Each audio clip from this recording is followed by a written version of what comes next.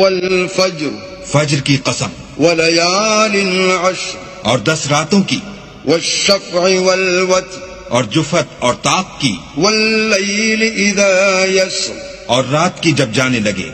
هل في ذلك قسم لذي حجر اور بے شک یہ چیزیں عقل مندوں کے نزدیک قسم کھانے کے لائق ہیں کہ کافروں کو ضرور عذاب ہوگا۔ ألم تر كيف فعل ربك بعاد کیا تم نے نہیں دیکھا کہ تمہارے پروردگار نے عاد کے ساتھ کیا کیا؟